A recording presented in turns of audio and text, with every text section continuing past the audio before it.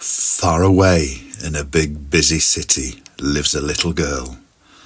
Her name is Sophie. Sophie loves exploring her big busy city. She would wander down sidewalks, peering into shop windows at all the gadgets and gizmos. One day, while skipping past the tall, gleaming buildings, she noticed a small robot standing alone on a crosswalk. The little robot looked sad and lonely. His metal arms hung down by his sides and his round eyes gazed blankly ahead. Sophie approached him cautiously. "Hello," she said. "My name is Sophie. What's your name?" The robot's eyes blinked and focused on her. "I am JUL-23, he replied in a tinny electronic voice. "Why are you sad, JUL-23? Sophie asked. "I do not have any friends," JUL-23 said. "The other robots ignore me because I am small and not as advanced." He told her more about him while they walked and sat down in a nearby park. Sophie's heart ached for the little robot. "I'll be your friend," she exclaimed. JUL-23's eyes glowed happily. "Let's go on adventures together and explore this city." "Really? You would be friends with me?" "Of course," said Sophie. From then on, Sophie and JUL-23 were inseparable. Each day they would meet in the park and find new places to investigate. They marvelled at the colourful fish in the aquarium and laughed at the silly faces in the House of Mirrors. They loved to play on swings, and they spent hours observing the butterflies in a meadow full of flowers. One afternoon, as they were passing by the oldest tree in the park, they noticed a crowd gathered around it. The tree's leaves were all shriveled and brown. "This tree is dying," one bigger boy said sadly. "It has stood in this park for over 100 years.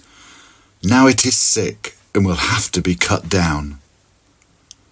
Sophie and JUL-23 shared a worried look. The giant tree was special to everyone in the neighbourhood. They could not let it be destroyed. Sophie came home that evening. She wasn't her normal happy self. She didn't eat her dinner. She didn't even touch a berry muffin her mum had baked that day. Her parents noticed. "What happened, Sophie? What's on your mind?" her mum asked. "It is the tree in the park. He is not well.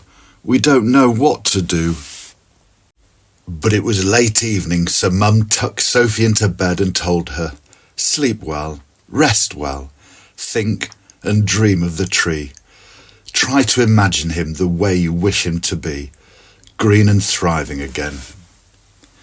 In the morning, Sophie jumped out of bed.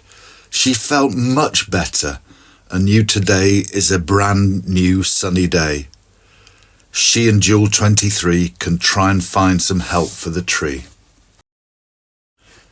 Sophie went to a garden to say hello to her friend who was waiting for her. JUL-23's eyes flashed excitedly. "I know how we can help. Let's go to the park." He extended his metal arm and pushed aside a stone at the base of the tree. Underneath was a rusty old pipe that had sprung a leak. The leaking water was drowning the tree's roots. "We have to patch the pipe," Sophie said. She ran to a nearby hardware shop and came back with supplies. JUL-23 used his strong metal arms to bend the pipe back into place. Then Sophie sealed the leak with extra strength putty.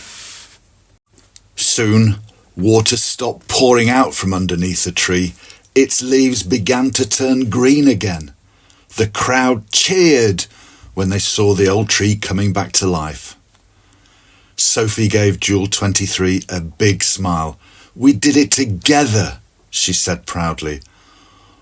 Although they seemed very different, the two friends realised that they each had something important to offer. JUL-23's small size let him wriggle into tight spots, while Sophie's human ingenuity allowed her to come up with solutions. Only by working together were they able to achieve something impossible. The old tree continued standing tall in the park, thanks to the efforts of the very unlikely pair. Every time she sat under its shady branches, Sophie was glad to have made such a wonderful friend, even if he was made of metal instead of flesh. And JUL-23 was happy to have such a kind friend. The end.